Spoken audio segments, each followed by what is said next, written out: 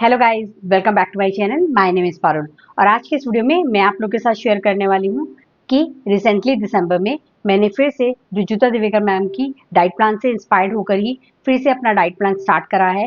क्योंकि पहले जो मैं कर रही थी उसमें मैं बिल्कुल सेम उसी तरीके से खाना खा रही थी जैसे कि वो बताती हैं, लेकिन अब मैंने थोड़े से चेंजेस किए हैं अपने शेड्यूल और थोड़ा सा अपने लाइफस्टाइल के अकॉर्डिंगली। तो अब मैं थोड़ा सा चेंजेस के साथ फिर से उन्हीं की डाइट प्लान फॉलो कर रही हूँ और इस वीडियो में मैं आप लोग के साथ उसी डाइट प्लान में मैंने डे 3 और डे 4 पे क्या क्या लिया था वो शेयर करने वाली हूँ। तो सबसे पहले मैं अपनी मॉर्निंग के स्टार्ट सेम वैसे ही करती हूँ जैसे कि वो कहती हैं कि आपको सुबह उठते ही सबसे पहले प्लेन पानी पीना चाहिए, तो मैं वही लेती हूँ जितनी भी मुझे प्यास होती है। फिर इसके बाद मैं अपनी फर्स्ट मील लेती थी जो मैं विद इन 30 मिनट्स ले लेती थी, लेकिन अब मैंने वो जो मील है अपनी फर्स्ट मील वो मैंने क्लब कर दी है अपने ब्रेकफास्ट के साथ, क्योंकि मैं थोड़ा सा गैप देना चाहती हूँ ज़्यादा थोड़ा सा जो मैं अपनी लास्ट टाइम की जो डिनर ले रही हूँ उसमें और अपने उस दिन के मॉर्निंग के ब्रेकफास्ट में। तो मैं थोड़ा गैप बढ़ाना चाहती थी, मैं अप्रॉक्सीमेट उसको 14 आवर्स रखना चाहती थी। पहले वो मेरा 11 टू 12 आवर्स ही होता था, बल्कि उससे कम भी होता था, 10 टू 11 ही मैक्सिमम होता था।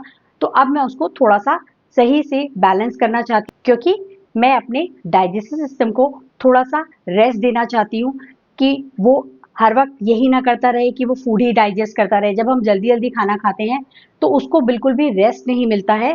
इसीलिए मैंने ये डिसाइड किया है कि अब मैं अप्रॉक्सीमेट 14 आवर्स की फास्टिंग करूंगी, यानी कि जो मैं अपनी लास्ट मील लूंगी डिनर वो मैं 8 ओ क्लॉक तक फिनिश कर लूंगी और अपनी जो फर्स्ट मील लूंगी नेक्स्ट डे पे वो मैं 10 ओ क्लॉक के अप्रॉक्स लूंगी। तो इसके अकॉर्डिंगली मैं अपनी जो फर्स्ट मील है वो मैं नहीं लेती हूँ, वो मैं ब्रेकफास्ट के साथ ही लेती हूँ। वैसे मैं उसमें हमेशा सोक नट्स लेती थी, अब मैं उसको अपने ब्रेकफास्ट के साथ ही लेती हूँ। तो अगर मैं डे 3 की बात करूँ तो उस दिन मैंने अपने ब्रेकफास्ट में चीले लिए थे। मैंने जो चीले बनाए थे वो मैंने बेसन और ओट्स फ्लावर को मिक्स करके बनाए थे। इसके लिए मैंने क्या किया था, अगर आपको 2 चीले बनाने हैं तो आप 1/4 कप बेसन ले लीजिए और 1/4 कप ओट्स का फ्लावर ले लीजिए। ये मैं रेडी करके रखती हूँ, यानी कि जब भी आप ओट्स लेते हैं तो आप उसको क्या करें, आप उसको थोड़ा सा ड्राई रोस्ट कर लें। बहुत थोड़ा सा, आपको बहुत ज़्यादा उसको भूनना नहीं है, बहुत थोड़ा सा उसको ड्राई रोस्ट कर लें। जब वो ठंडा हो जाए तो आप उसका पाउडर बनाकर उसको रख सकते हैं और आप उसको वैसे भी उसके चीले बना सकते हैं या फिर आप उसको वैसे भी मिक्स कर सकते हैं। आप अपने उसके आटे में मिक्स कर सकते हैं या फिर जैसे कि मैंने बेसन के चीले बनाते हुए उसमें मिक्स किया था, आप ऐसे भी उसको मिक्स कर सकते हैं। तो जब ये रेडी होता है तो आपको इतना ज़्यादा मॉर्निंग में टाइम नहीं लगता है इन सब प्रिपरेशन को करने में। और इसके साथ मैं क्या करती हूँ, जब मैं ये दोनों चीज़ें लेती हूँ तो इसमें मैं 1 टेबल स्पून दही भी ऐड कर देती हूँ। मैं लो फैट कर्ड ऐड करती हूँ और मैं हमेशा घर पर ही अपनी कर्ड को सेट करती हूँ। मैं इसमें ये ऐड करके उसमें सफिशिएंट अमाउंट में वाटर ऐड कर देती हूँ और इसको चीले की कंसिस्टेंसी में थोड़ी देर सोक करके रख देती हूँ। फिर इसके बाद जो भी मेरी फेवरेट वेजिटेबल्स या फिर जो भी घर पे अवेलेबल होता है वो सारी वेजिटेबल मैं इसमें इंक्लूड करने की पूरी कोशिश करती हूँ। जैसे कि अगर कैरेट है तो मैं उसको ग्रेट कर देती हूँ, अनियन, टमाटो, इन सबको बारीक बारीक चॉप कर देती हूँ। अगर मेरे पास उस दिन जैसे कि स्प्रिंग अनियन थे तो मैंने वो भी इसमें ऐड कर दिए थे। अगर मेरे पास फ्रेश कोरिएंडर होता है तो मैं वो भी उसमें ऐड कर देती हूँ। हाँ, चिली के लिए मैं इसमें ग्रीन चिली ज़रूर ऐड करती हूँ क्योंकि मैं इसमें हमेशा अवॉइड करती हूँ ब्लैक पेपर या फिर रेड चिली पाउडर डालना, तो मैं उसमें ग्रीन चिली ऐड करती हूँ। फिर जब आपको इसे बनाना हो तब आप इसमें अपने टेस्ट के अकॉर्डिंगली थोड़ा सा सॉल्ट या फिर थोड़ा सा चाट मसाला भी ऐड करके इसको बना सकते हैं।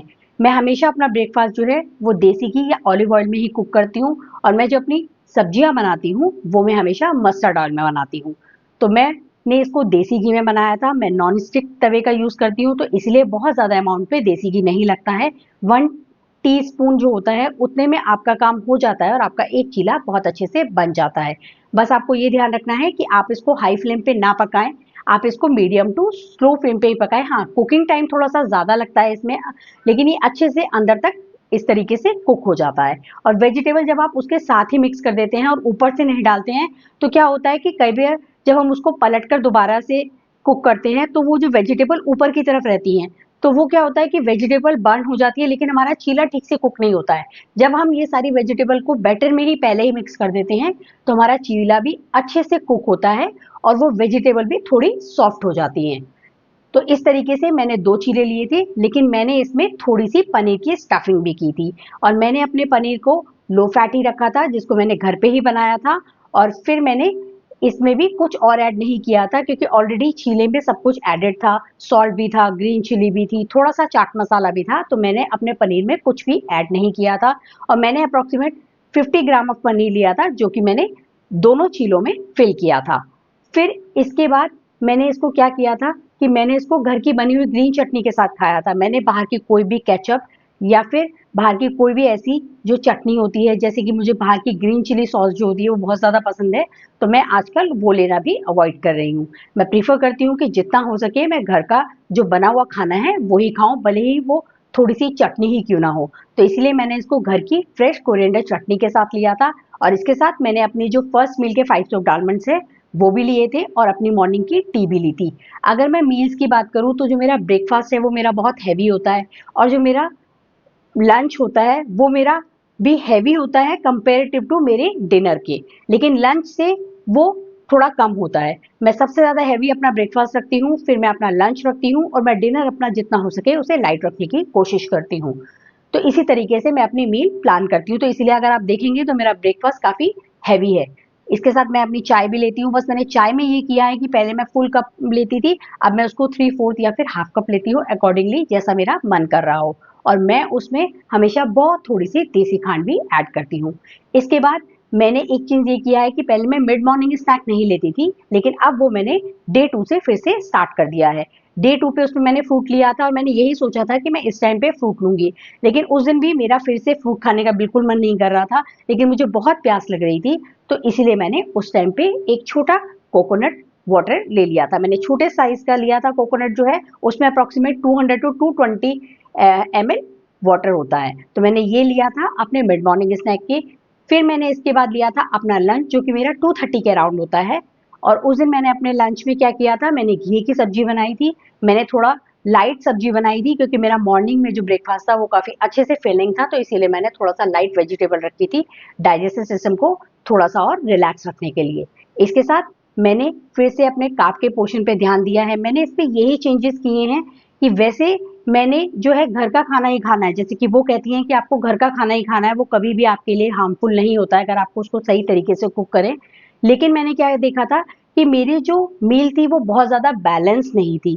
उसमें कहीं प्रोटीन की कमी थी, कहीं कार्ब ज़्यादा थे, तो कहीं फाइबर की कमी थी। तो मैंने उसको बैलेंस करने की पूरी कोशिश करी है। इसी तरीके से मैंने थोड़े से चेंजेस किए हैं। तो मैंने क्या किया था कि मैंने कार्ब का पोर्शन थोड़ा सा अपने लंच टाइमिंग में भी कम किया है। पहले मैं 2 रोटी लेती थी, अब मैं क्या करती हूँ, मैं 1.5 रोटी का जो डो होता है उसको लेती हूँ और उसी की 2 रोटी बना लेती हूँ, जो कभी कभी जिसकी वजह से एक रोटी थोड़ी छोटी भी बनती है। तो मैंने इसके साथ फिर से वही बीटरूट का रायता लिया था, ये मैं काफ़ी टाइम से ले रही हूँ, और इसकी वजह से मैंने अभी रिसेंटली अपने टेस्ट भी कराए थे, तो मेरे हीमोग्लोबिन में भी काफ़ी ज़्यादा डिफरेंस देखने को मिला है। इसके साथ मैं फाइबर ऐड करने के लिए आफ्टरनून में ज़रूर सैलेड भी लेती हूँ, जिसमें मैं मोस्टली क्यूकम्बर सैलेड लेती हूँ और कभी कभी मैं उसमें कैरेट भी ऐड कर लेती हूँ। लेकिन मेरा जो इवनिंग स्नैक है वो मैंने अभी तक सेम रखा है, जिसमें मैं कॉफ़ी लेती हूँ। हाँ, मैंने बीच में कुछ टाइम के लिए इस हैबिट को छोड़ दिया था, मैंने 2 हफ्ते के लिए कॉफ़ी नहीं ली थी, लेकिन वो फिर से मैंने स्टार्ट कर दी थी, और अब वो मुझे ऐसा है क्योंकि वेदर चेंज हो रहा है तो मुझे बहुत अच्छी लग रही है, और मैं बहुत ज़्यादा चेंजेस एकदम से अपनी डाइट में नहीं करना चाहती हूँ क्योंकि वो इरिटेशन का भी एक रीज़न हो सकती है। इसीलिए मैं थोड़े थोड़े करके चेंजेस कर रही हूँ। थोड़े टाइम बाद मैं अपनी कॉफ़ी का अमाउंट हो सकता है थोड़ा कम कर दूँ, या फिर मैं उसको कंप्लीटली बंद भी कर दूँ।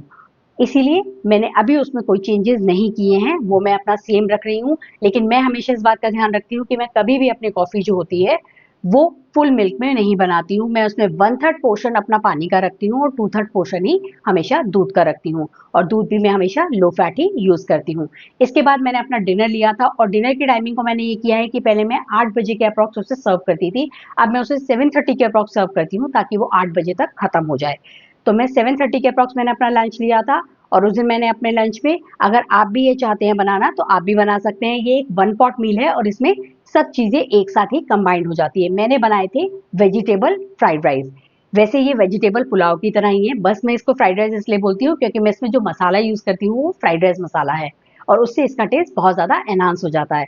मैं इसमें बहुत सारी वेजिटेबल्स डालती हूँ, capsicum, carrot, onion, spring onion, peas. मैं इसमें प्रोटीन के पोर्शन के लिए सोया चंक्स भी बहुत सारे ऐड करती हूँ, वो मुझे बहुत ज़्यादा पर्सनली पसंद भी है। अगर आप लोग को वो पसंद नहीं है तो आप सिर्फ पनीर ही ऐड कर सकते हैं। मैं पनीर भी ऐड करती हूँ लो फैट और उसको शैलो फ्राई कर देती हूँ, लेकिन मैं उसको ऊपर से ऐड करती हूँ। मैं कभी भी उसको पुलाव में मिक्स नहीं करती हूँ क्योंकि वो बहुत इजीली ब्रेक भी हो जाते हैं। और वो इस तरीके से जब आप ऊपर रखते हैं तो उनकी जो ऊपर की कोटिंग होती है वो तो क्रंची रहती है, और वो इस तरीके से आपको ये भी पता रहता है कि आपने कितना पोर्शन पनीर का लिया है। तो मैं अप्रोक्सीमेट अपने डिनर के टाइम में 60 to 70 grams of low fat paneer लेती हूँ, वो भी मैंने इसमें ऐड किया था। प्रोटीन के लिए आपका क्या हुआ कि आपके सोया चंक्स और पनीर ऐड हो गए, फाइबर के लिए आपने इतनी सारी वेजिटेबल डाल ली, और कार्ब जो है वो आपको राइस से मिल ही जाते हैं। तो इस तरीके से ये एक कंप्लीट मील हो जाती है और आप इसे वन पॉट में ही कुक कर सकते हैं। इसके साथ मैंने थोड़ी सी दही ली थी। वैसे मैं रात के टाइम में दही जो है वो अवॉइड करती हूँ, लेकिन इस फ्राइड राइस मसाले के साथ मुझे थोड़ी सी ये दही का जो फ्लेवर है वो और ज्यादा अच्छा लगता है, तो इसीलिए मैंने आधी कटोरी घर की जमी हुई लो फैट कर्ड भी ली थी। और नेक्स्ट डे की बात करूं तो नेक्स्ट डे जो है वो मेरा बहुत ज़्यादा इस तरीके से नहीं गया था जैसे कि मैंने प्लान किया था, क्योंकि मॉर्निंग में ही मेरी तबीयत काफ़ी ख़राब थी, मैं बहुत ज़्यादा डाउन फील कर रही थी क्योंकि मैं पूरी रात ठीक से सो नहीं पाई थी, और मैं अर्ली मॉर्निंग उठकर किसी काम की वजह से जल्दी उठ भी गई थी, लेकिन फिर से मैंने 7:30 के अप्रॉक्स दोबारा से सोने की कोशिश करी तो मुझे नींद काफ़ी आ रही थी। मैंने बार-बार उठने की कोशिश करी लेकिन मैं नहीं उठ पा रही थी क्योंकि मैं पूरी रात नहीं सोई थी, तो मेरी बिल्कुल भी हिम्मत नहीं हो रही थी। तो उस दिन मेरी इतनी ज़्यादा तबीयत खराब थी कि मैंने अपने लिए ब्रेकफास्ट भी कुक नहीं किया था। हाँ, मैंने 1 कप चाय ज़रूर ली थी 9:30 के अप्रॉक्स, लेकिन मैंने और कुछ नहीं लिया था। इसके साथ मैंने 2 सूजी के टोस्ट भी लिए थे और जो मेरे सोक्ड नट्स थे यानी कि 500 आलमंड्स मैंने वो भी लिए थे। लेकिन उसके अलावा मैंने अपने ब्रेकफास्ट में कुछ भी नहीं खाया था। मैंने डायरेक्ट अपना लंच किया था और वो भी काफ़ी लेट हो गया था क्योंकि मैं काफ़ी देर तक सो रही थी। उसके बाद मैंने अपना लंच बनाया था। तो मैंने क्या किया था कि मैंने एक रात पहले राजमा सोक करके रखे हुए थे, तो मैंने वही राजमा प्रिपेयर कर लिए थे। लेकिन क्योंकि ब्रेकफास्ट से मैंने कुछ नहीं खाया था तो मुझे ऐसा लग रहा था कि अगर मैं फिर से राइस खाऊंगी तो ऐसा नॉर्मली होता है कि जब आप राइस लेते हैं तो आप ज़्यादा पोर्शन नहीं खा पाते हैं, लेकिन थोड़ी देर बाद आपको अक्सर भूख लगने लग जाती है, स्पेशली अगर आपने सुबह से इस तरीके से कुछ ना खाया हो। तो मैंने क्या किया था, मैंने राइस बनाने की जगह अपने राजमा के साथ लच्छा पराठा बना लिए थे। मैंने अपने लच्छे पराठे में जितना हो सके उतना कम देसी घी डालने की कोशिश करी थी। बहुत ज़्यादा देसी घी वैसे भी मुझे पसंद नहीं है। मैं अपने पराठे भी जब भी सेकती हूँ तो बहुत थोड़ा-सा ऑयल लगा के उनको सेकती हूँ और अंदर नहीं लगाती हूँ। लेकिन लच्छा पराठे में थोड़ी-सी आपको अंदर लगाना पड़ता है उसकी लेयरिंग के लिए, तो मैंने वो तो लगाया था, यानी कि अगर मैं अप्रॉक्सिमेट बात करूँ तो 2 टू 2.5 टेबल स्पून जो घी होता है उसमें मेरा एक पराठा बन गया था।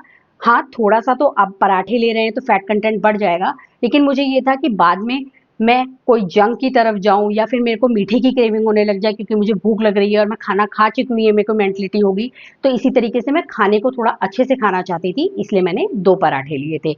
और तबीयत खराब होने की वजह से ना तो मैं कोई कर्ड प्रिपेयर कर पाई थी, यानी कि मैंने कोई रायता नहीं बनाया था, और ना ही मैं कोई सैलेड भी प्रिपेयर कर पाई थी। तो मैंने सिर्फ राजमा लिए थे और इसके साथ मैंने 2 घर के बने हुए लच्छा पराठा लिए थे। फिर इसके बाद मैंने इवनिंग में भी, क्योंकि पूरा दिन इस तरीके से गया था तो मेरा वर्कलोड थोड़ा बढ़ गया था क्योंकि मेरे मॉर्निंग के सारे काम पेंडिंग थे और मुझे काफ़ी ज़्यादा और भी काम थे। मेरे बेटे के एग्ज़ाम थे, मुझे उसको भी पढ़ाना था, तो मेरे पास काफ़ी सारे काम थे। तो मैंने क्या किया था कि थोड़ी-सी स्ट्रॉन्ग कॉफ़ी ली थी उस दिन बाकी दिन के कंपैरेटिवली, और मैंने ये कॉफ़ी 5 ओ क्लॉक के अराउंड ली थी। फिर इसके बाद मैंने अपना डिनर लिया था, लेकिन डिनर के टाइम तक फिर से मैं एग्जॉस्टेड फील कर रही थी क्योंकि मैं 12:30 जब से उठी थी तब से लेकर इवनिंग में मेरे को 7 ओ क्लॉक हो गए थे और मैं बिल्कुल भी 1 मिनट के लिए रेस्ट नहीं कर पा रही थी। तो इसीलिए मेरे को बहुत ज़्यादा थकान तो लग रही थी, लेकिन मुझे ये था कि मुझे बाहर से कुछ भी नहीं ऑर्डर करना है, मुझे घर पे ही बनाना है, भले ही मैं कुछ ऐसा ईज़िली कुक कर लूँ। इसके लिए मैं क्या करती हूँ कि मैं जो फ्रोज़न कबाब्स होते हैं वो मेरे घर पर अक्सर रहते हैं, तो मैं उनके रोल्स बना लेती हूँ। तो मैंने वही 2 रोल्स बनाए थे, लेकिन इसमें कमी क्या होती है कि आपका फैट भी आ जाता है, आपका प्रोटीन भी आ जाता है। अब आपने रोल बनाए हैं तो वो 2 रोटी भी इसमें ऐड हो जाती है तो कार्ब भी आ गया, लेकिन उसमें फाइबर कहीं भी ऐड नहीं हो पाता है। तो उसके लिए मैंने साथ में थोड़ी-सी सौते बेल पेपर्स ले ली थी। So that's it for this video. Hope you like my video. If you like my video please give it a thumbs up, और इसी तरह के और कंटेंट के लिए please consider subscribe to my channel, hit the notification bell, share it with your friends and family. See you soon with another video. Till then, take care. Bye bye.